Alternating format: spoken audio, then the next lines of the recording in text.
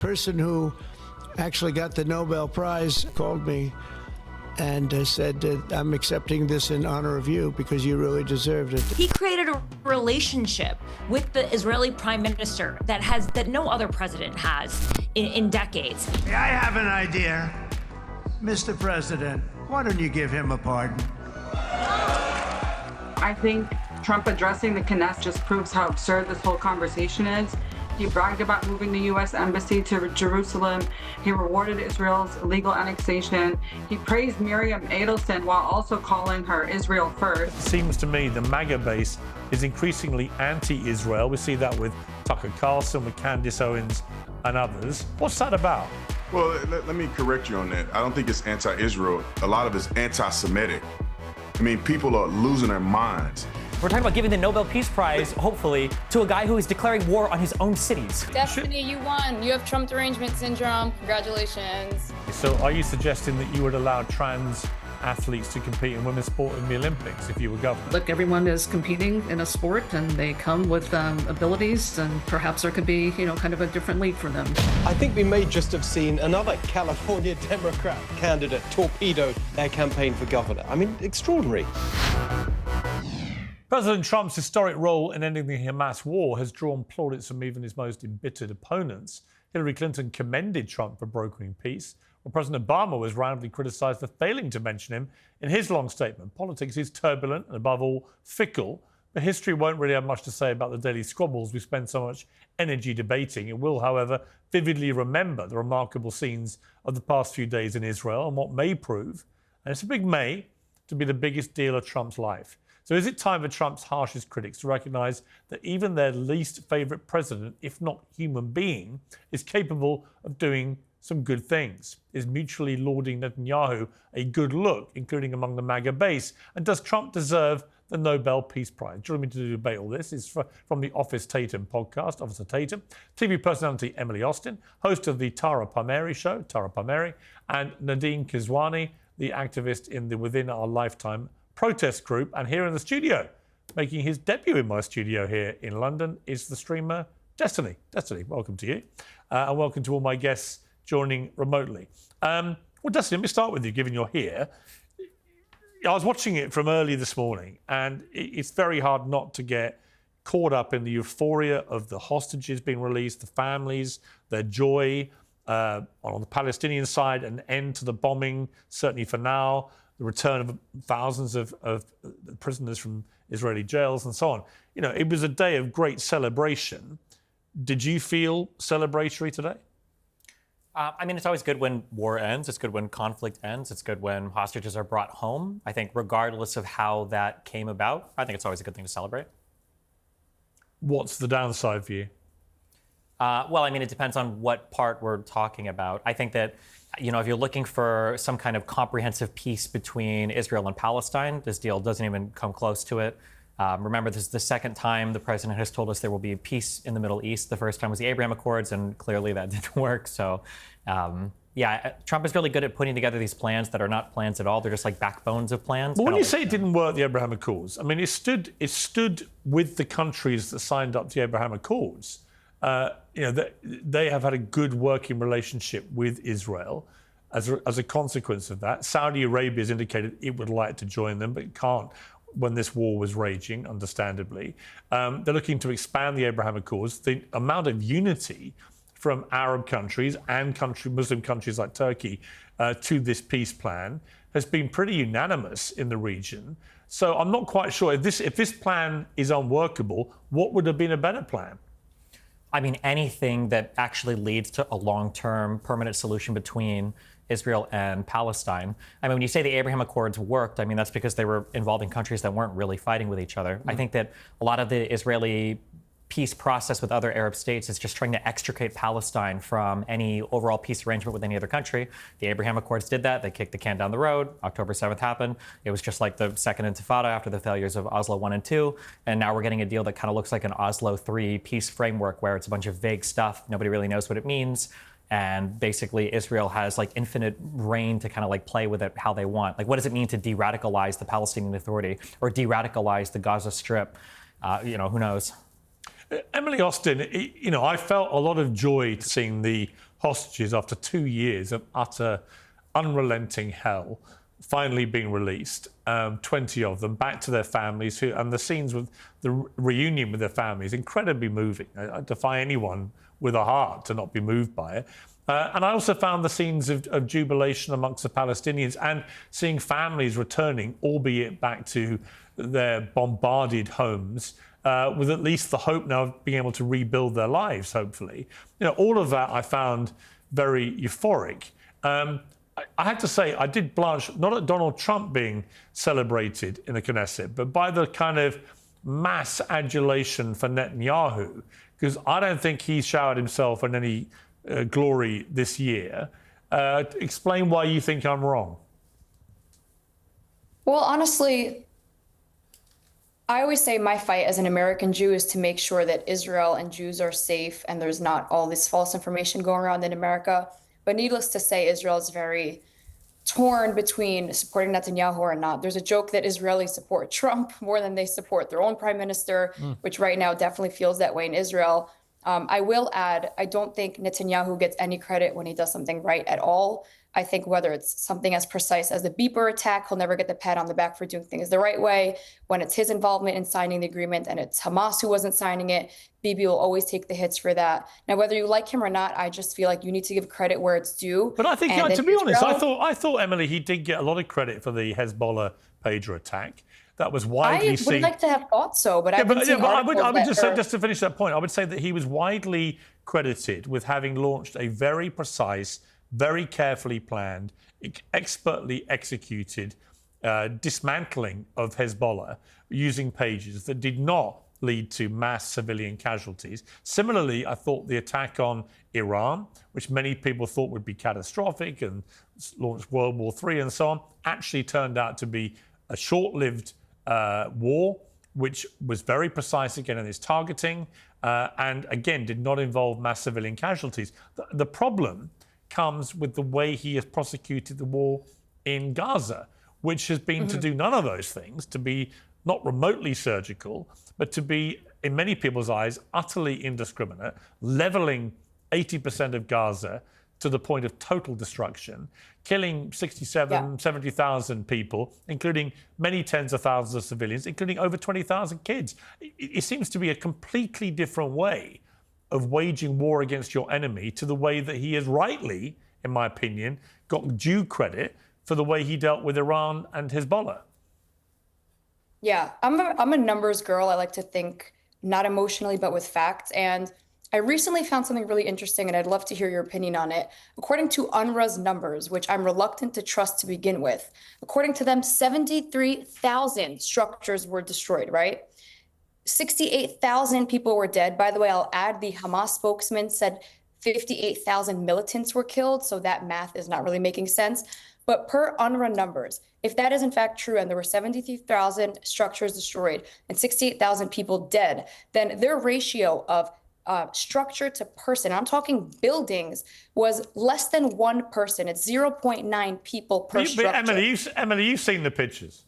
You've seen, I mean, look, one of my biggest bugbears about this is Netanyahu refusing to this day to allow international journalists to operate freely in Gaza to verify what's been going on there. But we've all seen the very few aerial shots that have come out in the last few weeks and months, and they've been utterly devastating. You know, this idea there's just a few structures or one for one and so on, it's for the birds. They have leveled 3/4 of Gaza. Piers, I can't deny the facts. I saw the videos of Gaza. Anyone who's denying that it's inhabitable is lying to you. However, I will add that when Hamas has done a phenomenal job since 2005, embedding themselves into civilian infrastructure, into schools, into nurseries, into hospitals. Al-Shifa Hospital was a Hamas HQ, for God's sake.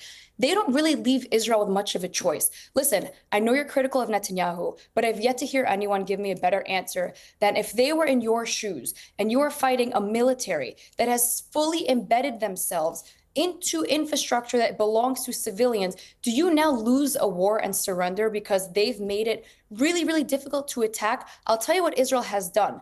They've done them the courtesy of dropping leaflets every single time they're going to make a strike, which, by the way, I'll add, No other military will ever do that in any form of war.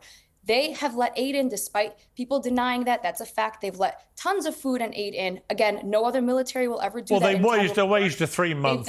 Well, hang on. They waged a 3-month illegal blockade of food and aid in February this year, which was a breach of all conventions and is, in my opinion, was a war crime. I mean, I think a lot of stuff... Before those 3 months blockade, they allowed enough aid in to last them. Well, you know what? It should never have happened. It was that you cannot do that. Why is it Israel's responsibility to feed them to begin with if they're in a war? It's not. It's a war crime.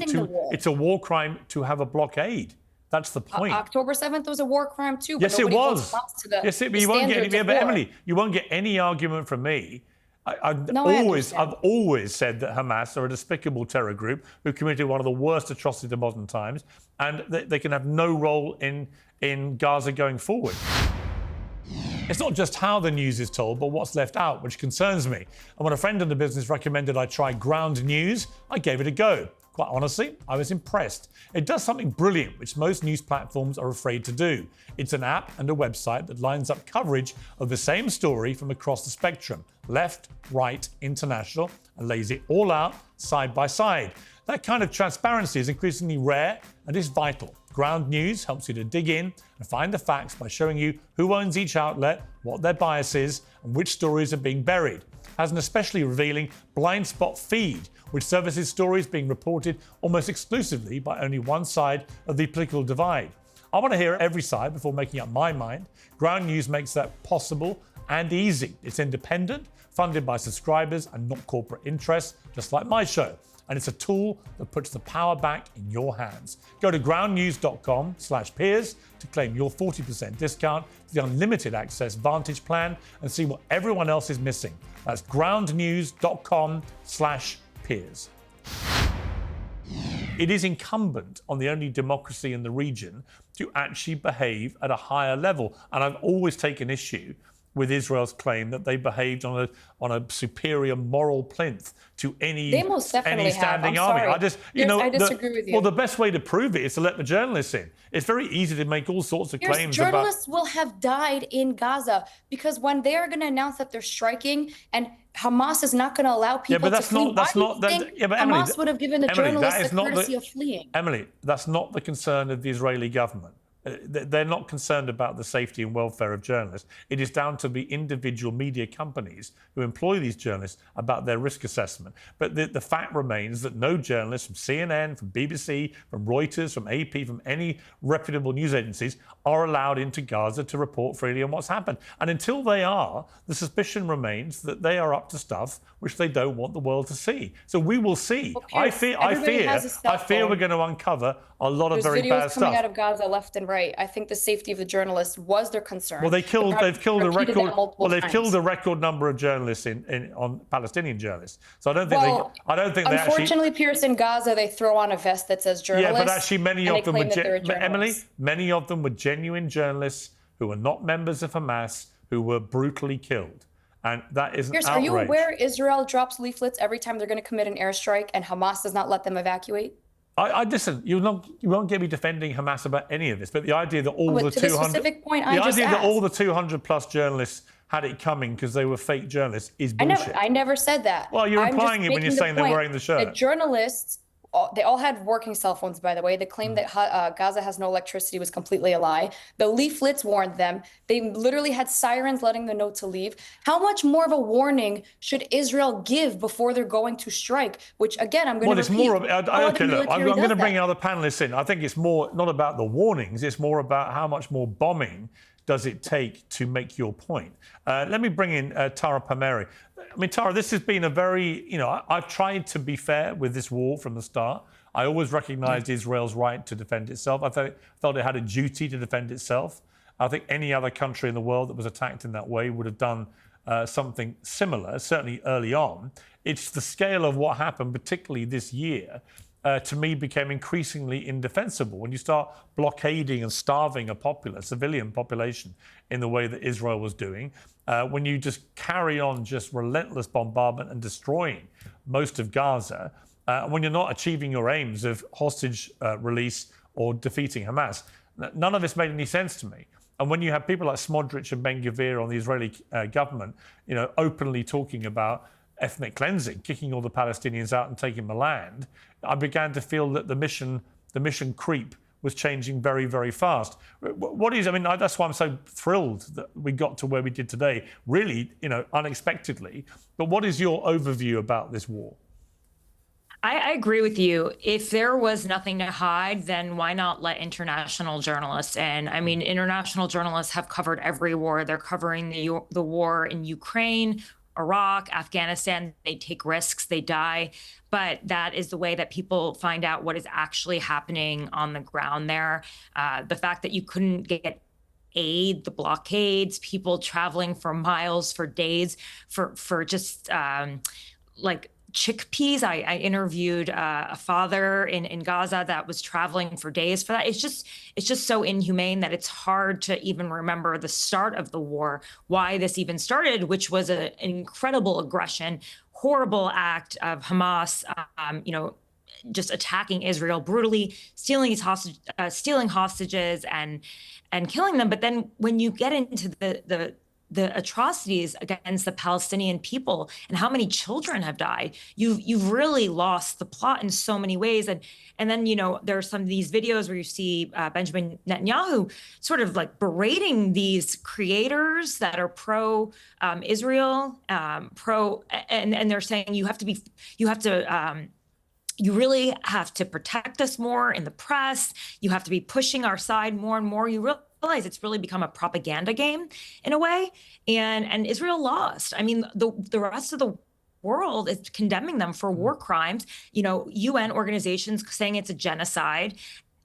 It's a wonderful day that the hostages have been returned. It's an amazing day. It's an amazing celebration. But I do think that, we can't look at Netanyahu as some sort of hero in all of this. No. We have to understand that this is a breaking point. But we could, I think. I mean, one of my biggest problems with the way, on both sides I've had this, right? So early on when I was defending Israel's right to defend itself, I had a lot of extremists on the Palestinian side saying I was a pro-Zionist monster and so on. And then this year, I've had the complete reverse, where I've had very extreme Zionists who have come for me in big numbers.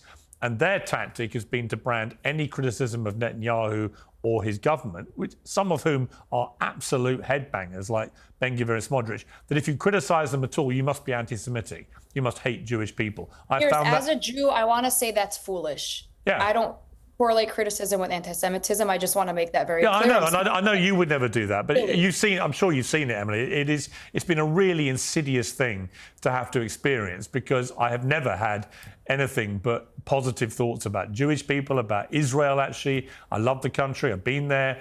And the idea that you can't criticize a government. I made the point. I led the campaign against the Iraq war in the UK. I was running the Daily Mirror newspaper, which was a Labour-supporting paper. I took on the Labour Prime Minister, Tony Blair. It didn't mean I hated the British people or that I hated my country. It just meant I hated what my government was doing in my name. So this kind of thing that you must be a Jew hater if you criticise Netanyahu, I found disgusting. Brandon, let me bring you in here. There's been an interesting split in Trump's support. The base, seems to me, the MAGA base is increasingly anti-Israel. We see that with Tucker Carlson, with Candace Owens and others. Others are very much pro-Israel, but there's a real split there. What's that about? Well, let me correct you on that. I don't think it's anti-Israel. A lot of it's anti-Semitic. I mean, people are losing their minds.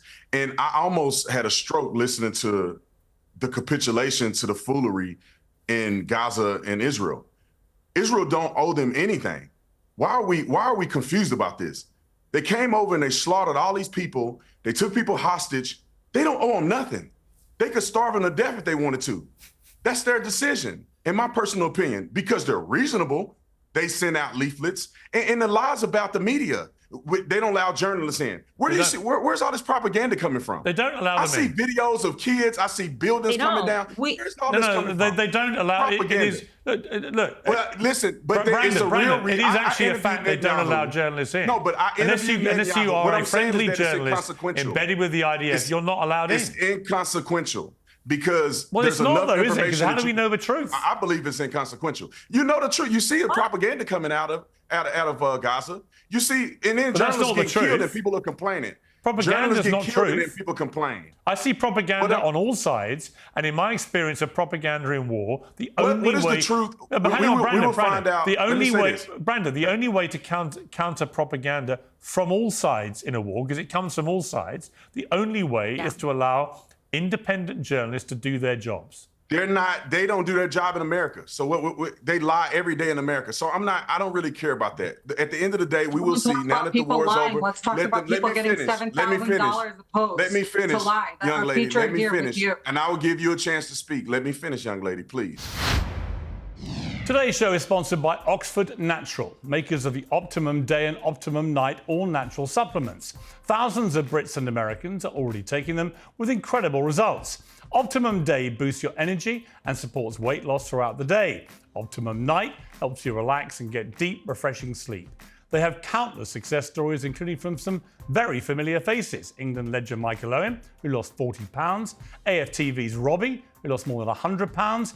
To watch their full stories and many more, scan the QR code on your screen or visit oxfordnatural.com/peers. And here's the best part. Use the code PEERS and get 70% off your first order. Yes, 70% off with the code PEERS. And so what I'm saying is that I think it's inconsequential. I think people are jumping out. They don't have to feed these people. They could have starved them to death if they wanted to, but they didn't. Well, that they were would be a reasonable. war crime. They were you could say it's a war crime anyway. Who Well, no, cares? I'm not saying they it. came It over would there be and a killed all war these crime. innocent people in Israel. Yeah, but You could say Brandon, it's it war would crime be a war anyway. crime. You could say it doesn't matter. They killed all these people. It does matter. Hamas is embedding. Brandon, Hamas is it embedding matters. themselves. Hamas is embedding themselves in the Yeah, population. Hamas are What else do you disgusting. expect them to do? Hamas It are does, but what do disgusting, and they what commit do you expect endless them to war do, crimes. Piers? But the What do you idea expect them to do, Piers? Yeah, but how do you fight a war? I'm sorry, when they're but embedded in the people. Sorry, but there are international rules relating to warfare, and if Israel breaks them, they are as culpable as Hamas or anybody else. Commit war crime? Did Netanyahu commit war crimes trying to fight this war when you have Hamas embedded in? I believe he may well have done. Yes, I do believe that. What else is he going to do then? Not fight? No, you can fight, but you have to abide by the rules of war. Well, what are you going to do? Well, this is why we have the rules yeah, of but the war. Brandon, Nobody's answering his question. This is why What we do you had do the when they're Geneva. embedded This in is why we civilians? had the Geneva Convention set up after what do World you War do II. then? What do you do then? Brandon, after World War II, they set up a Geneva Convention because the world concluded that a lot of the stuff that went on in World War II simply crossed a line, and therefore, for future wars and conflicts, you had to have rules of engagement recognized by the international community. And if you don't have those, then anything goes and anyone can do anything. And you, I'm sure, would agree with me that way insanity lies, right? And total mayhem. I agree, Pierce, but I think that this was a unique situation where you're fighting an enemy that's embedded in with the people. They literally have headquarters at hospitals. They're having military weapons and doing all this stuff. Some of their journalists are terrorists. Some of the people are terrorists. They're not even fighting with uniforms on. How do we even know who's a combatant and who's not a combatant? When they release the results of how many people that died, they're not telling you how many people are combatant. When they say that there's children that died, the range of children is from 17 all the way down. How do we know how many 17-year-olds that they've recruited to fight on the side of Hamas? So it is ridiculous. Well, we don't. Wouldn't we actually find that out if we had journalists in there? Exactly. Wouldn't we actually the journalists going to have a birth certificate in their hand? Give me a break. No, if we had journalists in there that were from every country all over, you can have your dispute with American journalists. They would be dead. You don't think they're They would independent? be dead. They would be getting killed. They would be dead. They would be starving. But Brandon, let me just interject for a sec. I want to point something out I noticed after the ceasefire is that before the ceasefire, if you looked at videos of Gaza, and Piers, plenty of them were coming out, not from journalists, from civilians in Gaza, you saw no men in uniform. It's almost like Hamas did not exist in Gaza. I actually thought Israel had gotten rid of them. Suddenly, after Israel withdrew its troops, every single man, actually, let me add, teenager and adult man suddenly has a machine gun and is in uniform. Excuse me, the woman in the red, I forgot your name. Actually, really respect your opinion. Tara. But I do believe that these Hamas militants, if you're a journalist in Gaza and they're dressed as regular innocent civilians, you don't know who's who. So what are they going to do? Okay, you look like a normal kid. You look like a normal kid. You could be Hamas, I'm not sure. They were literally, as Brandon's trying to say, embedding themselves in civilians, not just in their resources, in uniform as well. Yeah, they obviously were doing all of those things. So let me bring in Nerdeen. Nerdeen, you and I have talked a lot during this war, often in some very contentious circumstances. But today, how do you feel? I mean, the war appears to have ended for now. Palestinians are returning to what remains of their homes. There appears to be a joyous feeling of at least the war is over and they can try and get back to their lives. They haven't been expelled, as many on the Israeli government would have liked to seen. So do you give Trump any credit for this?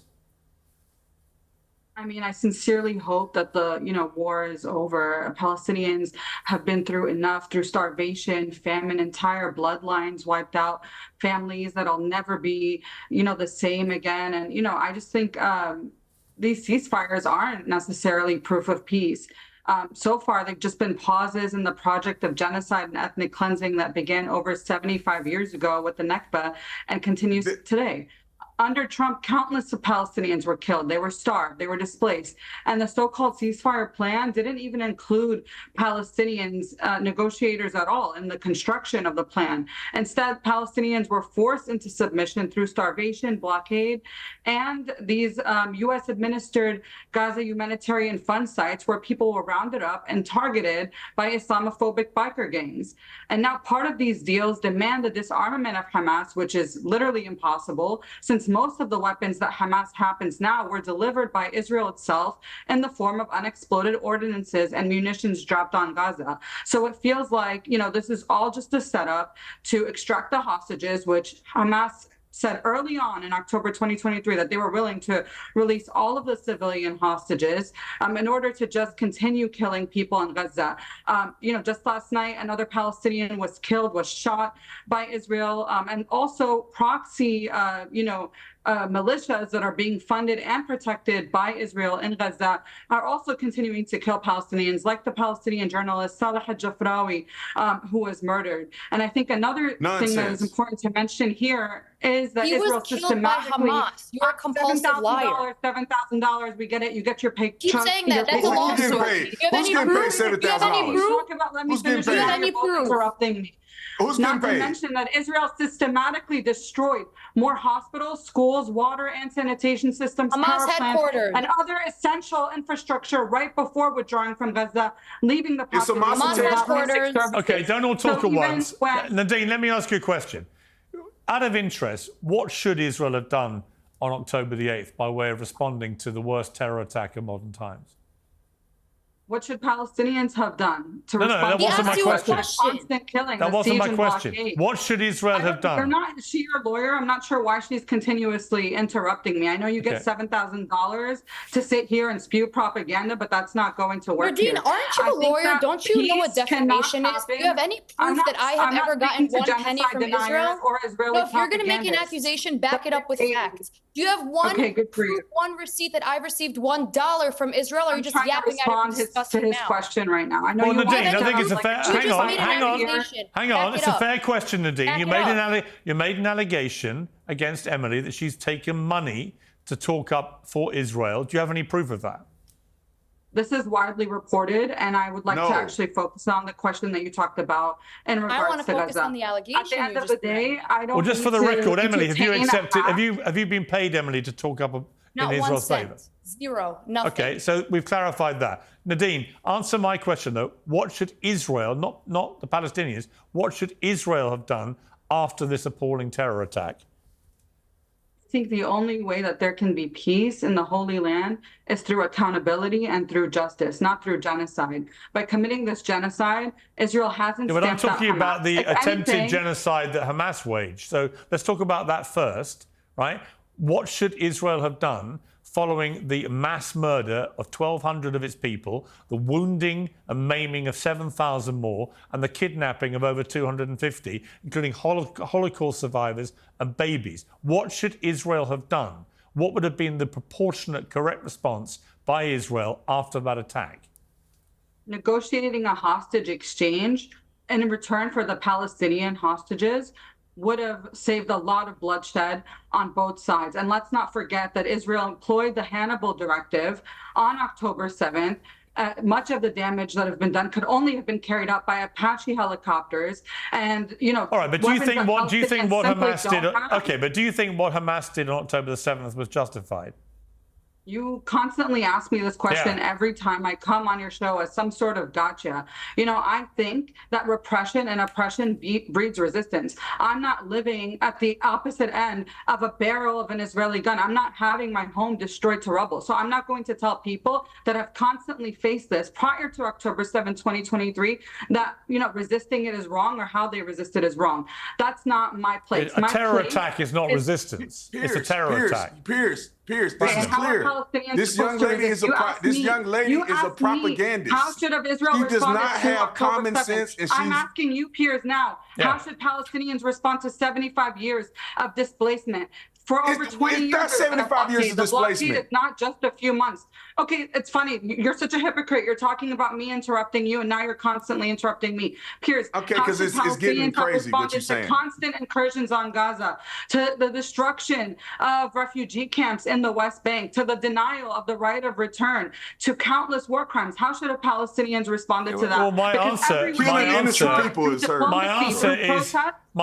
is that committing a terrorist attack of that magnitude is never, ever resistance or defensible. What's the answer? So how should they resist? Well, no, you're just saying what they shouldn't do. I'm making the point that an act of terrorism is never the correct response, ever.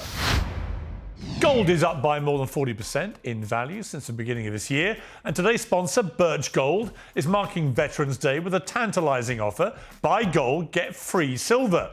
For every $5,000 purchase from Birch Gold this month, they will send you a free silver round which commemorates the Gadsden and American flags. Birch Gold helps you to own gold by converting an existing IRA or a 401k into a tax-sheltered IRA in physical gold. They will also waive custodial fees on the first year investments for current or former military. Birch Gold has an A+ rating with the Better Business Bureau and tens of thousands of happy customers, including many of you. So join them. Text my name, Piers, P-I-E-R-S, to the number 989898 for a free info kit and to claim your eligibility for free silver with qualifying purchases before the end of the month. Again, text my name, Piers, to 989898. Do it today. So what's the correct response? Let me bring Brandon in here. Brandon. Okay, you can't answer the question that you tried to ask me. I want everybody to get a chance. This young lady is clearly a propagandist. She will not deny or will not say that Hamas is a terrorist organization and they killed innocent people. And then she wants Hamas to be fighting and killing innocent people. And then when Israel come back and whoop their socks off, she act like it's a genocide. They haven't been committing a genocide. I don't know what world you live in or any other person that's living in that think this is a genocide. You don't feed people in a genocide. International you don't buy AIDS in a genocide. The population doesn't grow during a genocide. 75 years, the population has grown. What are you saying? Are you guys smoking or what? 75 years, the population has grown. That's not a genocide. That's not what the definition of genocide. Could you even define genocide? You clearly can't even define genocide. Well, I tell you what. Name another genocide. Let me just say something. The reality, and I've learned this by talking to genocide scholars, is that no country or state has ever been found guilty of waging a genocide. I was surprised by that. I didn't know that. The bar for a genocide is extremely high. And that's why, so far, no country has ever been found guilty or convicted of committing or waging a genocide. I didn't know that before this war broke out, but I do know that now. So the bar is very, very high for even in Rwanda. They did not, in the end, classify that as a genocide. We might have a view that that's wrong, but my view of what's happened in Israel is that if you believe people like Smodrich and Ben-Gvir, they were operating on a basis of ethnic cleansing, seizing the opportunity created by this appalling attack to actually expel Palestinians, kick them out of their homes and take their land. That's ethnic cleansing, but I wouldn't categorize that as a genocide, which is how many people have tried to make me call it. But that's my explanation. Let me bring Destiny back. You've been waiting, I've got to say, unusually patiently, Destiny, which I appreciate. Look, what people are talking about now is the future, whether there can be lasting peace. If it turns out this is the catalyst for lasting peace. And a lot of that may come down to the Arab and Muslim countries here who seem to be very actively involved in trying to get a lasting peace through this. How much credit would you give Donald Trump? Should he get the Nobel Peace Prize next year? Many thought he deserved it this year. It is unusual to have a Republican American president who wants to forge peace, not war. But he talks about peace all the time. He's trying to find it in Ukraine. He seems to have found it in the Middle East. I'm not sure what else he has to do, given that Barack Obama got the Nobel Peace Prize 8 months into his tenure in his first presidency for basically making a couple of fancy speeches. But it seems people don't want to give him the Nobel Peace Prize because he's Donald Trump. Yeah, I don't think Donald Trump has an interest in peace. He just wants to get rid of problems and move on to the next thing. Again, we already had peace in the Middle East with the Abraham Accords, and we saw where that led. Now we've got whatever the ceasefire is, the 20-point plan, I think is kind of a joke. He came in saying that he was going to figure out all these issues on day one. He hasn't. He let Israel wage basically maximally the war they wanted to wage. They were able to eliminate essentially every enemy, all the top brass in Hamas, twice. They bombed Qatar. They got the United States to bomb Iran. They, Syrian regime, Bashar al-Assad, his regime collapsed. They killed Nasrallah. They got, rid of Hezbollah. The idea that Trump has come in and brokered peace after Israel has essentially eliminated all enemies, and then the peace that was brokered is this insanely one-sided favorable deal to the Israelis. I feel like they're just setting themselves up for some other terrorist attack in the future, and then we're all going to be scratching our heads, looking around like, I can't believe this is happening again. Tara, Destiny, you won. You have Trump derangement syndrome. Congratulations. You win well, this at pin. least Destiny's here prepared to talk about it. The people... You know what? Nadine is right. $7,000. I see it now. There's the... Is that a monthly payment or a yearly payment? Honestly, I wish I got it. I really, really wish I did. If someone else is making it, I would love the directions of how I can get the money too. But thus far, I haven't been offered, nor have I received. But thank you again for a baseless accusation. Okay, we've cleared... To be clear, you just basically accused me of having Trump derangement syndrome. I think my criticism is pretty pointed. There is no concrete plan for what this is going to look like afterwards. Israel got to end the war. They got to eliminate all enemies. They're getting to do damage to the infrastructure of the West. By the way, they didn't. Hamas is everywhere, all over Gaza, flaunting how they've won this. What has Israel been doing for 2 years if they're still everywhere? How many more places do they need to bomb? Do you see the videos coming out of Gaza that Hamas is cheering and parading? Well, do you not see what's coming out of there? I don't know how much more time you need. I don't know how many more bombs you have to drop. At some point, you have to. Your war is over. You figured it out. You can't. At some point, Hamas needs to surrender and demilitarize. Did you ever think about that? Oh well, a complete surrender, demilitarized would have been a good thing for Trump to arrange more than a year into his presidency. So that's why I don't give him any credit for it. All right, Tara, let me bring you in here because you're probably, I would say, the neutral member of the panel in many ways. It does seem there is a double standard about Trump. Nobel Peace Prize, credit for forging peace. Do you think there is a double standard? I do think, like you said, noted that President Obama got the Nobel Peace Prize in 8 months. It's probably more of a symbol in a lot of ways than what it actually represents. Will this actually lead to peace? I think he should apply again because the application date was around January when he was not even inaugurated. How could he be, how could he put his name forward before he's even president yet? And even in this case, it's a little early days. I think we need to see if there is actual peace. Next week, this could all be broken. As we've said, Hamas has yet to give up its arms. Gaza is still occupied by Israel. Yeah, there are lots of unanswered questions, but I do find it extraordinary that Bernie Sanders, for example, so vocal about Trump, right? Last week, in the last 7 days, 16 anti-Trump posts on his X account. He hasn't mentioned the Middle East at all. Bernie Sanders, a man who ran for president, hugely big figure in the United States political arena, hasn't mentioned this on his feed. All he's done is relentless Trump bashing about other stuff. And I'm like, it's so transparent that. You talk about Trump derangement syndrome. How does that manifest itself? If you are a senior politician in the United States and you can't find it in yourself, even Hillary Clinton gave Trump credit for this because she knows how difficult it is to get to this place.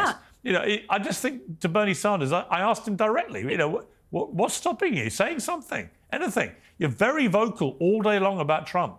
And the reason is he doesn't want to say anything positive about Trump. So he'd rather not talk about this incredibly historic moment in the Middle East, which is, an example of just how unhinged a lot of Trump's opponents become. Well, this is all political theater at the backdrop. Well, let Tara respond.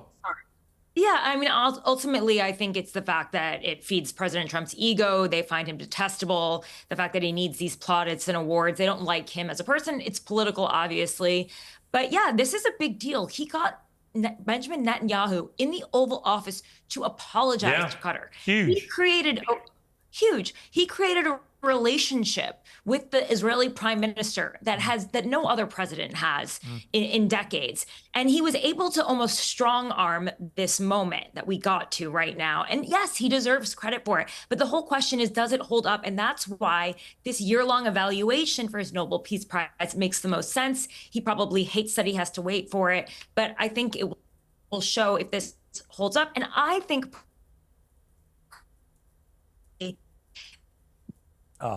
we slightly lost you there, Tara. Sorry, Tara, we lost you just for a couple of seconds there. On this issue, and that they're...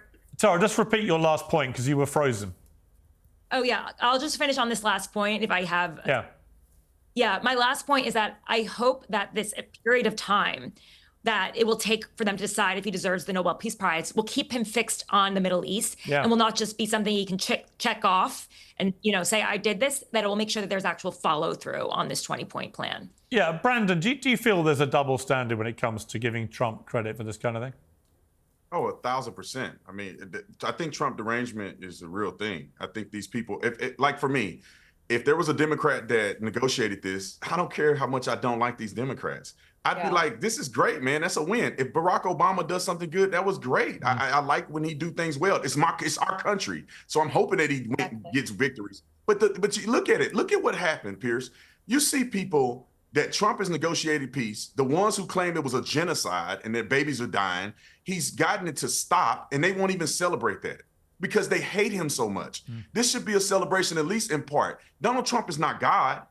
And to be honest, the only threat of this backfiring is from the Palestinians and from Hamas. It's not like Israel's going to go back on it. They're going to do another terrorist attack is the fear. But, I hope that it works. And we should all be cheering for it to work. We should all be giving input on, what's the next step here? Because Trump can't control everything. But I agree. And also, Emily, I mean, I just feel that it gives you much more credibility, whoever you are, if you're prepared to just look at the big picture and give your opponent credit where they deserve it. It just gives you more credibility. I think one of the problems of social media, it's got so tribal and so toxic that even when a new fact comes out about your side, which is obviously very damning or wrong, people will try and pretend it isn't because they think that shows weakness. When in fact, to actually criticize your own side from time to time or to credit the other side is a good thing for democracy. And I wish we could get back to a place where we could all do that quite freely. I criticize Trump quite regularly, but I praise him quite regularly. I think that's the right. I was the same with Obama. I just think that is the way a proper democracy works, right? But when people are so intransigent about giving any credit to someone like Donald Trump, whatever he does, I just think to me they lose credibility. I mean, I think you can give credit. Just give credit where credit is due. There's been like 6 Israel-Gaza wars. 2008, 2014, Cast-led and Protective Edge. These were huge, wars that had ceasefires after them. The conflict has been never-ending. Well, basically since the inception of the state of Israel between Israel and. Well, we've never had this number, Destiny, of Arab and Muslim countries come together to team up in this way. But they haven't come together to team up. The letter that was written, the unifying letter, all of it was, we hope that they, abide by international law. Well, no, they endorsed the Trump plan, though. The words that they're using are saying, we hope that something actually comes from this. But this is like all the plans that Trump had, all the trade deals. Well, I thought the United States has no trade deals. There is no lasting peace right now between Israel and Gaza. This is like the framework of one. Well, actually, America does have a lot of new trade deals with countries. We have none. Well, actually, it has a lot. That Zero. It's signed. No, that's not true. It's true. We have zero. It's absolutely true. Oh, the UK, you're sitting in the United Kingdom, we have a trade deal. You do not have a trade deal. Yes, we do. No, there is no trade deal. These things are not one page signed and posted on Twitter. They're extensive things that encompass entire markets and tons of writing for it. Like, there's no trade deal. We have agreed a 10% tariff on UK products to the United States. That is a trade deal. That's not a trade deal. That's What an is entry it? on an Excel spreadsheet. A trade deal is a comprehensive market-encompassing thing that actually dictates terms that you can rely on for, decades to come. It's not a thing that can change on a whim. But do you dispute that Trump has managed to negotiate a series of deals with countries which are, in terms of tariffs, more advantageous now to America than they were in January? No, our prices on everything are going up. That wasn't my question. No, they're not advantageous. They're hurting the economy in every measurable way. Inflation is up. The amount of taxes now. Why are stock markets at record highs? Because the stock market always goes up. It was under record highs under always go Obama. up. Of course it does. Under every presidency, when he launched his global tariff war, the stock market collapsed. In the long term. But now, having been promised Armageddon within 6 months, we've got to the point of 6 months, and the stock markets are higher than they were before he launched the tariff. It's not as high as it should be, but the stock market will tend upwards. That's how the stock market works. Yeah, but this is the thing. It takes time. Like Donald Trump is making an effort to do this, and it takes time to come to fruition. I hope that you will be cheering for it to come to fruition and that Donald Trump is going to realize some of these things that he's put into place. Some of these negotiations will go through in a better way. Don't you wish that, Destiny? I think we all want that. Right? I don't know what anybody wants. We're talking about giving the Nobel Peace Prize, hopefully, to a guy who is declaring war on his own cities. I mean, I don't know what the actual goal is for anything. You know how ridiculous that is? I do. I agree. It is ridiculous. I'm glad we can agree on that. You know for what's him saying he's going to go to war with Chicago is a ridiculous thing to say. I was watching Don Lemon. I was watching the citizen journalist Don Lemon out with his microphone, and he was talking to people in various cities about putting the National Guard on the streets. And you know what they all said, to his astonishment? They were all in favor of it. I would be too if my city was overrun by crime and gangs and shootings and stabbings and murders. If you feel the police is under-resourced and ineffective and is not protecting you, then I think people actually have rather liked the visibility of members of the National Guard on the streets. And people can call it the militarization, the creeping fascism, all these things, or they could actually ask the people that live in those places, how do you feel about having some National Guard people on the streets? They actually feel comforted by the visibility of National Guard on their streets. So maybe Trump. The only people who don't like law enforcement are criminals. That's the reality. Right. These are just politicians that are running their mouth. Just like Black Lives Matter when they want to defund the police. You ask people that live in the hood, they love the police. They want the police there. They get sick of their kids getting shot in the middle of the street. So most people, go to Chicago. Go to D.C. Remember when they were protesting D.C.? A bunch of white people. The majority of D.C. population is black. None of the black people are out there protesting. It's a bunch of leftist nut jobs and politicians who are pushing this agenda. Most people want to be safe. The property value goes up when it's safe. Stores come into the community. The economy is boosted. Your schools are better. No person on earth want crime to be rampant in their cities. Okay. And when their politicians do nothing, then Trump has to step in. All right, let me give the last word to Nerdeen. How do you see things in the next 2-3 years in Gaza, in the West Bank, in that region? I think Trump addressing the Knesset today just proves how absurd this whole conversation is. He bragged about moving the U.S. embassy to Jerusalem. He rewarded Israel's illegal annexation. He praised Miriam Edelson while also calling her Israel first. But he also went to Egypt after the Knesset. He also went to Egypt. So, yes, he was at the Knesset. Yes, he got celebrated for getting the hostages released. That's inevitable. But he also then went to Egypt immediately. Right. So, I look at the totality of what Trump has done on this very quick visit, and he's going to both sides. He understands you only get to peace by talking and sitting down and doing deals with all warring partners. Right. It's the only way you do it. What we've seen is the Palestinian resistance today are the orphans of the past Israeli incursions on Gaza, on the West Bank. The number of Hamas militants, just like, the pro-Israel commentators here said, hasn't actually decreased since October 2023. It's just about stayed the same. So I think as long as you think that you can't bomb people into peace, you can't bomb people into submission, and Palestinians will continue to resist no matter what, because they are facing a genocidal baby-killing machine that is built on the blood of our people, that's built on the blood and they're going to keep getting their butts kicked. My village in Palestine was annexed 3 weeks ago. Not a single establishment or legacy media outlet has covered it. Betiksa was annexed. You can search this up. And as long as we continue to be dispossessed through our lands, denied the right of return, and slaughtered mercilessly, whether in Gaza, whether in the West Bank, or even 48 citizens, Palestinian citizens of Israel. Palestinians are only going to continue to fight that.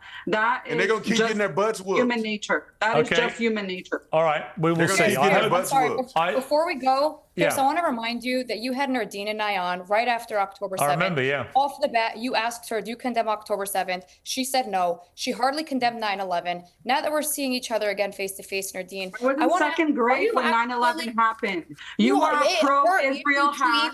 You have nothing going for you. $7,000.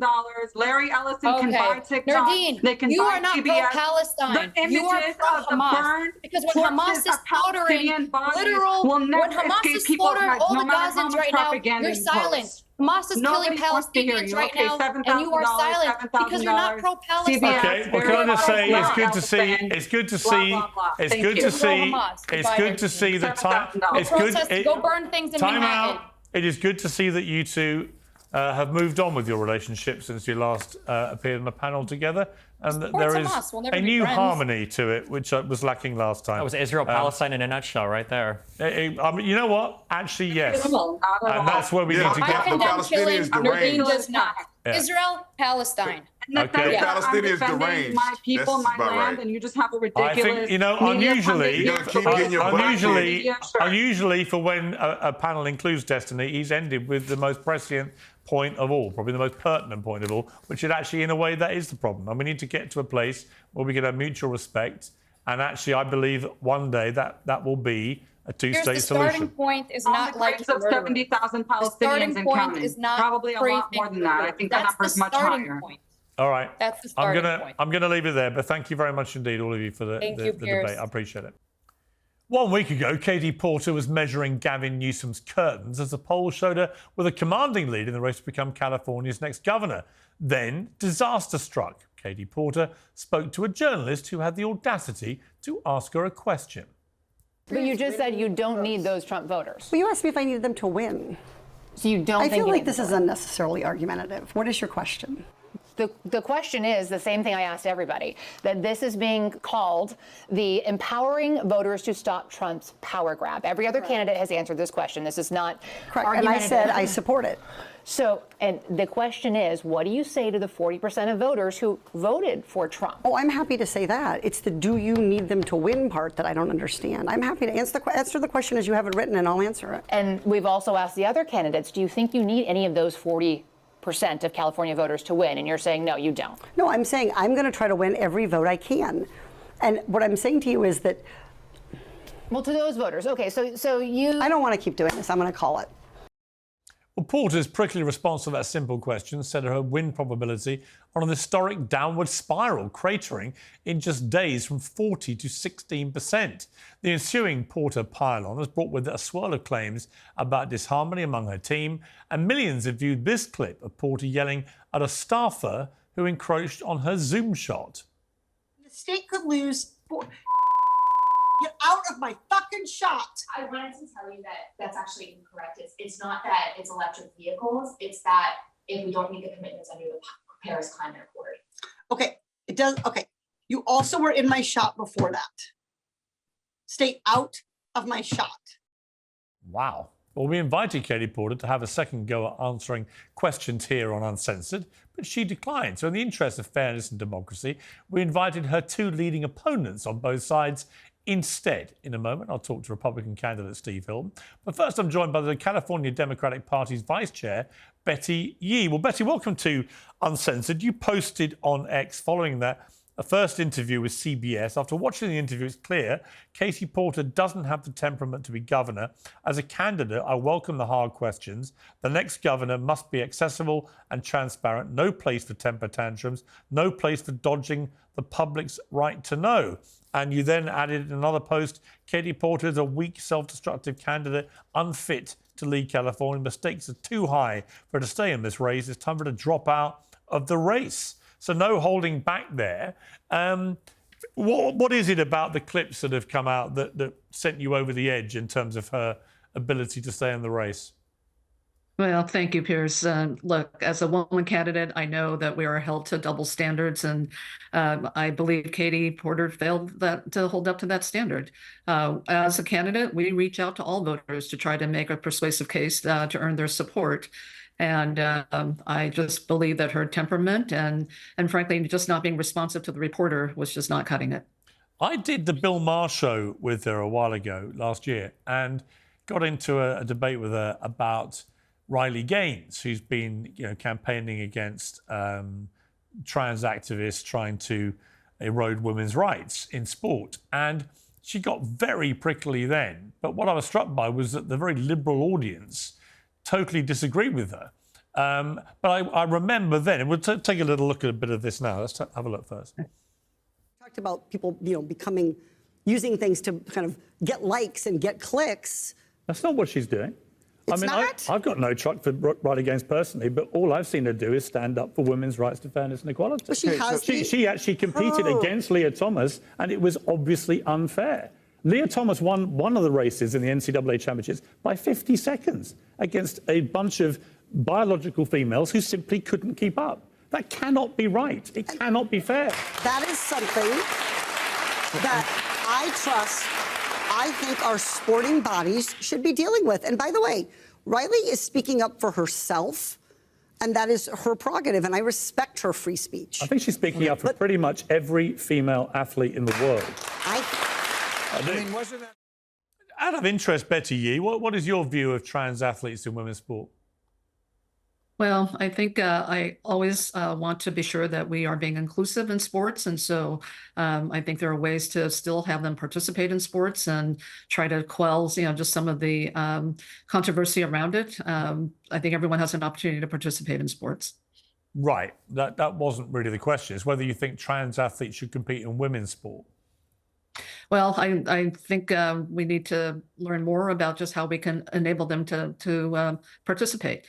Everyone is competing in a sport, and they come with abilities, and perhaps there could be, kind of a different league for them, or we can look at just ways not to exclude them, but I do want them to be able to have that same opportunity to participate. Well, everybody wants trans athletes to be able to participate in sport. The issue is whether they should be allowed to compete in women's sport against actual women who are biological females who obviously have a inferior physiology in the main in terms of lung capacity, muscle mass, and so on. Do you think that would be right?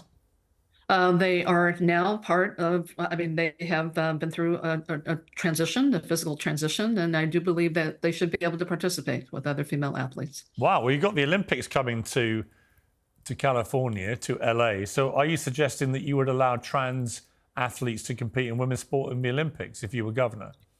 Well, I think there's still a lot of discussion that needs to happen. I think there's a lot of information we need to learn about what's really happening with the ability of trans athletes to compete. But my statement is about being able to be sure that they can compete.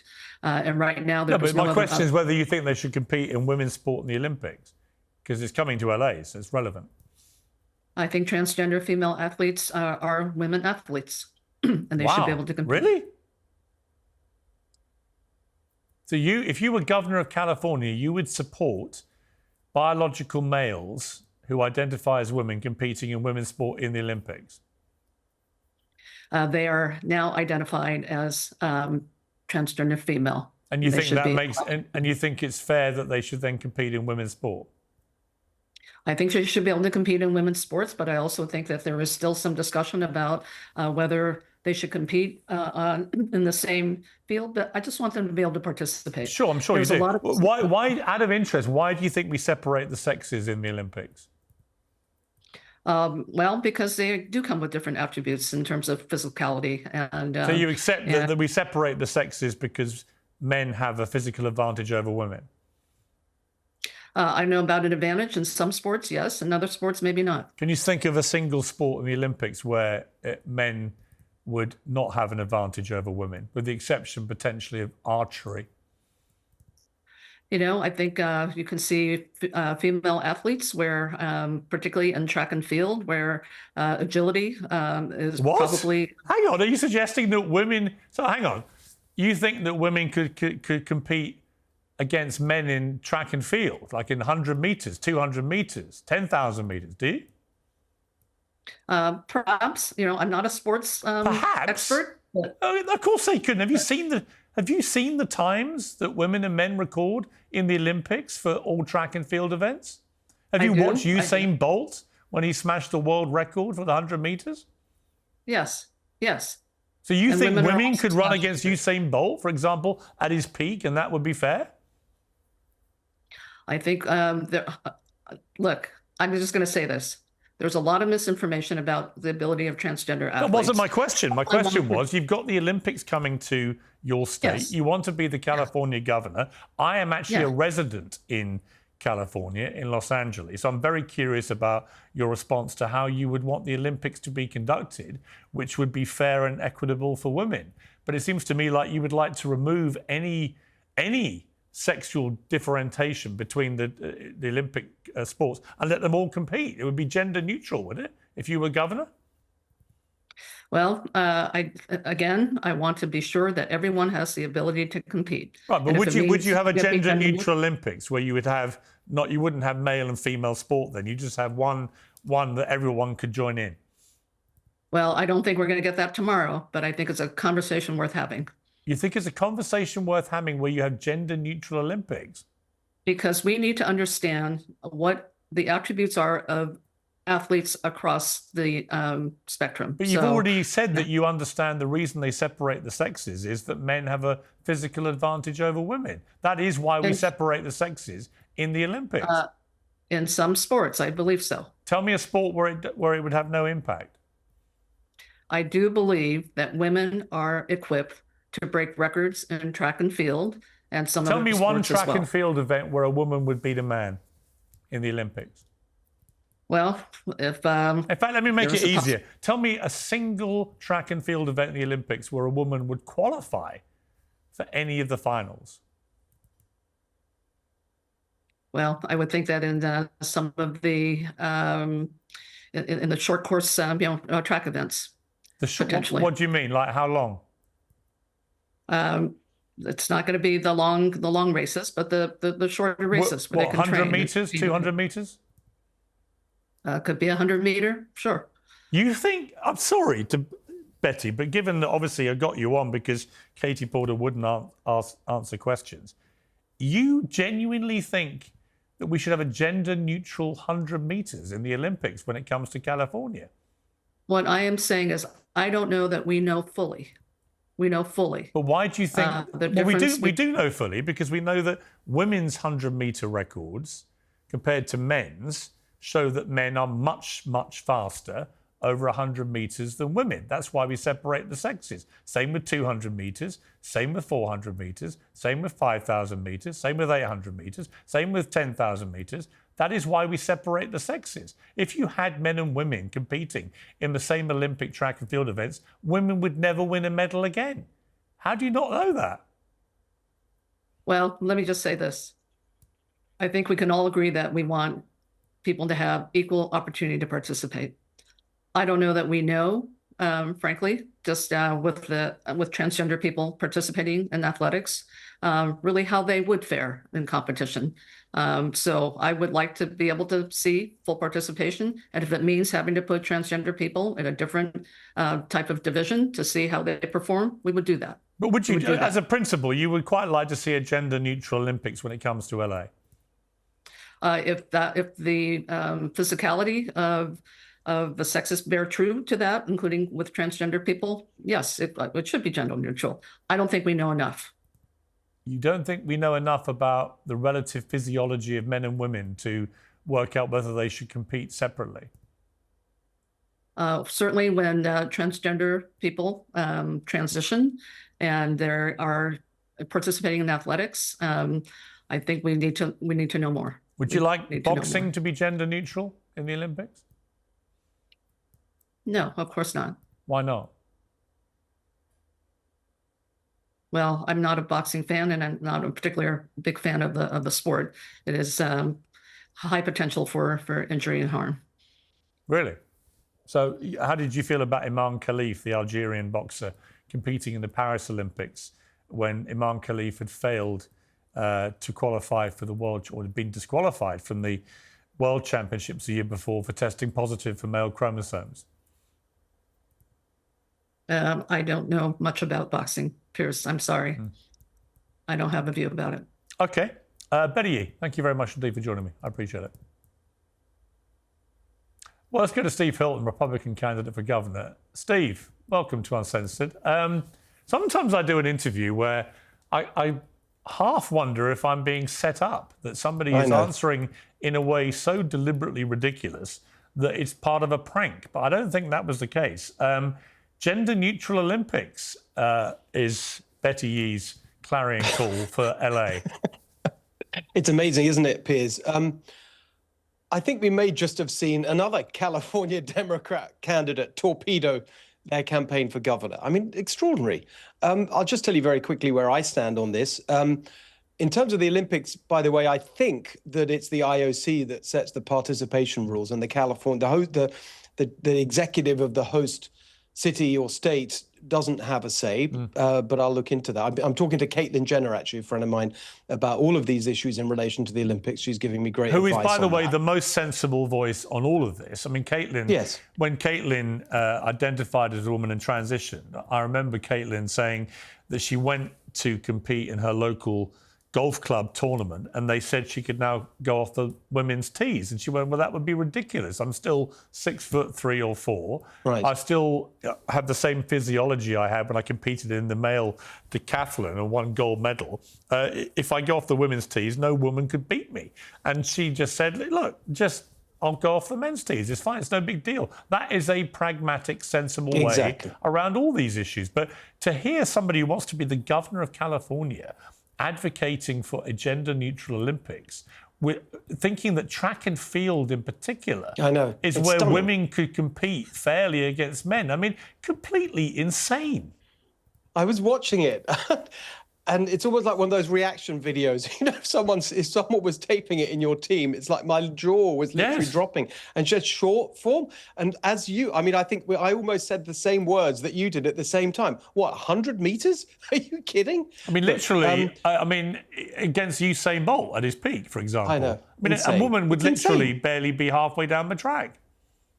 It's insane. Look, what I do know, what I can do about this as governor, is go back to the origin of this insanity. And actually, it's a good example of the role that California has played, the negative role that has played across the country, because so many crazy far left things actually start in California and then spread to the rest of America and then around the world. This all goes back to a piece of legislation. It's the law in California that biological boys have to be allowed to participate in girls' sports. It was passed in 2013. 12 years ago, AB 1266. I've looked into it with my legal team. The governor can't just ignore the laws, but actually, where a piece of legislation violates the California state constitution, the governor can initiate a process of overturning it. And that's what I will do, because this law violates the California constitution in two places. Section 28, which defends and protects safety in schools, because you're seeing a lot of injuries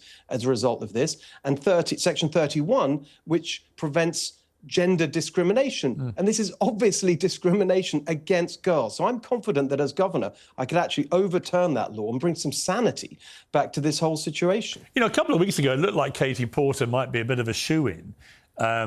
It now looks very different. I mean, I saw somebody on CNN, their stats guy, Harry, saying this was one of the biggest, fastest meltdowns he'd ever seen in an individual's polling to be a governor.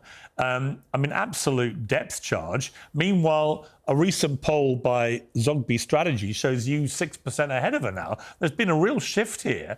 You know, most people think it's impossible for a Republican candidate like you to actually become governor in California. But is it? I mean, are you beginning to think that the Porter meltdown has got a bit of momentum for you that could actually prevail? Yeah.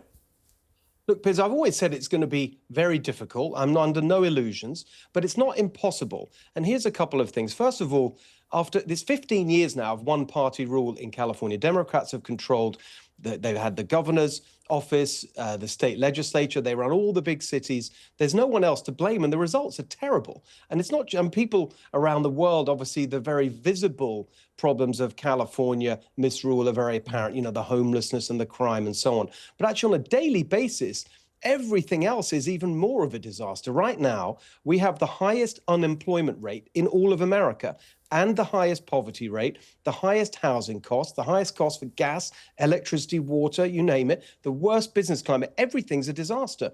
And so you're seeing a majority now, pretty consistently for the last 2 years or so, quite a sizable majority who say the state's going in the wrong direction and we need change. So there's a majority for change. The question is, are people going to support a campaign from a Republican? And that's my argument, that actually a non-ideological, positive, practical campaign, that's what I'm running on, not divisive ideological issues, but simple practical things, cutting gas prices, cutting electric bills, especially cutting housing costs so you can afford a home of your own. I think it is possible. And you look at the other Democrats running, actually, although they haven't had the kind of meltdown, maybe we've just seen one with Betty Yee as Katie Porter has, but they're all kind of the same thing. It's the same old machine politician that's come up through the ranks.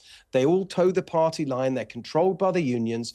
I don't see anyone there who can actually offer the change that we so obviously need in California. That's why I'm confident that I can do it. I'm certain. I mean, the anger management issues with Katie Porter seem to go back a long way because her divorce papers resurfaced this week. Her ex-husband, Matthew Hoffman, alleged that she dumped a bowl of steaming hot boiled potatoes on his head, said she was prone to extreme anger, had a, quote, history of snapping and screaming at him and the children, and would claw and scratch her arms while blaming him for the markings.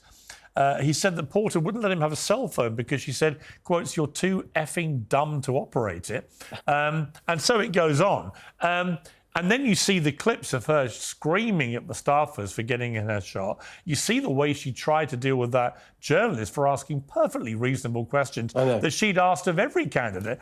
And you get an impression of somebody who has a very short fuse, very arrogant, very entitled. And the consequence of all this colliding at the same time is a dramatic drop in her popularity. Do you think now, as Betty Yee said before she probably depth charged her own campaign, do you think it's time that Katie Porter dropped out?